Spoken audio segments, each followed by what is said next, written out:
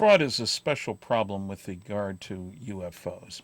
In the early days, it was mostly people who were trying to outdo each other in their stories of being contactees. They met with aliens. They were taken on trips to the backside of the moon by aliens. And the next guy would say, well, I went to Jupiter, and so forth. And this was a limited subgroup of people, the contactees, as they were called. They had their own subculture. One of the people involved with that movement, Gabriel Green, died in 2001. He even ran for president on a ticket as a UFO contactee. The problem's gotten much more invidious since then, though. We have people ostensibly with credentials who are frauds and who have glommed onto pop culture. Two that come to mind.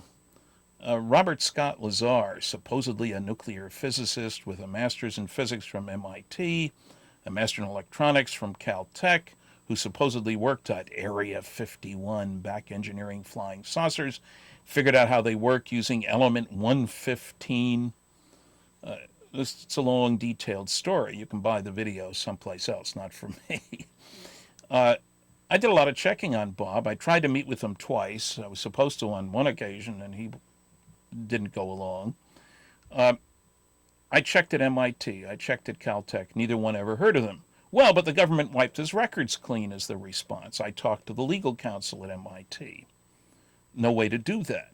I talked with the guy who has the degrees, the commencement lists and all that sort of thing.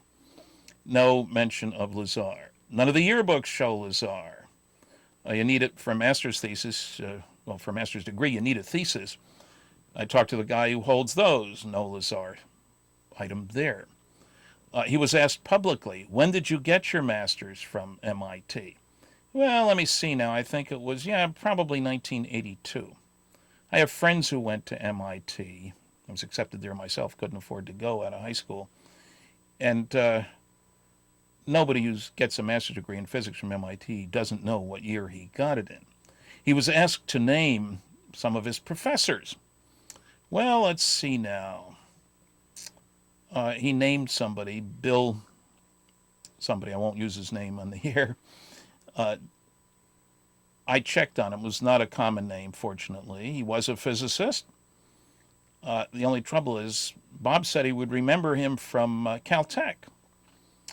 This individual, Bill, never taught at Caltech. He only taught at Pierce Junior College. Now, Bob himself had mentioned Pierce to me on the phone.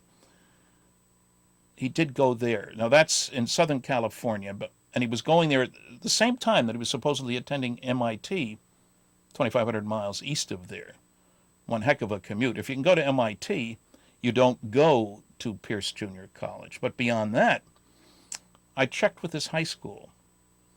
He finished in the bottom third of his high school class. You can't get into MIT if you're outside usually the top 10, 15, 20% of your class. Bottom third, never.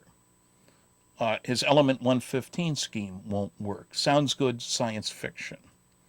So, I checked with Los Alamos.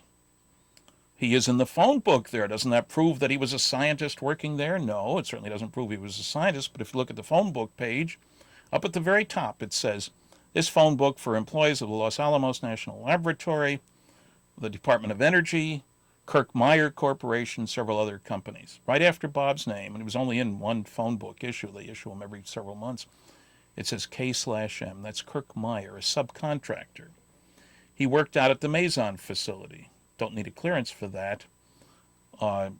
People come in from all over the world, physicists, to do experiments, and he was a technician working out there. And the story goes on and on beyond that. And I get people telling me, well, I don't see why you don't believe him. He seems so sincere. Sincerity is not a check on truth. There are a lot of women who can tell you that about men who marry many times without benefit of divorce and take money from the people that they marry. They are sincere to the nth degree. Liars get good at it. Now, entirely differently, in terms of background, Lieutenant Colonel Philip J. Corso came out with the book on the 50th anniversary of Roswell, first published right in Roswell, called The Day After Roswell, in which he claims that when he was at the Foreign Technology Desk of the Army Research and Development Command at the Pentagon under General Trudeau, he surreptitiously slipped a filing cabinet full of advanced technology, wreckage from Roswell, into the hands of American industry, and he saved the world. That's how we got Kevlar and micro-integrated circuits and a whole long list of things. And it was a great story. And the foreword of the book was by Senator Strom Thurmond, the oldest serving member of the Senate, who said nice things about Corso, but in his intro, his foreword says nothing about Roswell. Well, to make a very long story short, when you start checking on Colonel Corso, Lieutenant Colonel Corso, things just don't check out. He provides no validation for any of the claims. There's no index in the book either. They say new documents finally released. There's nothing new in there. And many people have gone through. I know one PhD who was a colonel in the military who found, he sent me a list of 92 false claims made in the book. 92. I mean, just technically wrong all over the place. Well, you can blame that on the co-author maybe. But some of the discoveries, a physicist just won a Nobel Prize, for example, for work done 3 years before Corso was connected with the Army Research and Development Group. He's a nice gentleman. I met him while he was alive. But his claims, Senator Thurmond withdrew his foreword, wasn't in the next edition of the book, because it was written for an entirely different book about Corso's activities. Corso talked about the FBI, his good buddy Hoover. When his FBI file was released, Hoover had nothing but bad things to say about Corso. Now, it muddied the waters and got a lot of attention. Why would such a distinguished military man? Well, the real military people will tell you, he only made lieutenant colonel after 22 years in. A lot of lieutenant colonels, not nearly as many full colonels. So it's another example of taking advantage, opportunism, if you will. He also claimed that he was a member of the National Security Council. In a sworn statement for a lawyer who was going to go after the government to spill out all Colonel Corso's files. Well, I checked with the Eisenhower Library. He not only was never a member of the National Security Council, which is very prestigious indeed, he never attended a meeting of the National Security Council. He was a liaison between the Security Council and some other groups. It doesn't help ufology to have this kind of thing going on. People accept a great deal, and his book sold well, but I'm sorry, it isn't what it claims to be.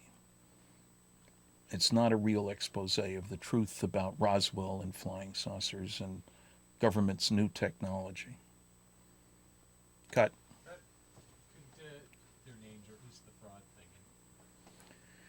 It certainly doesn't help ufology to have frauds like Lazar and Corso clutter the waters with their false claims.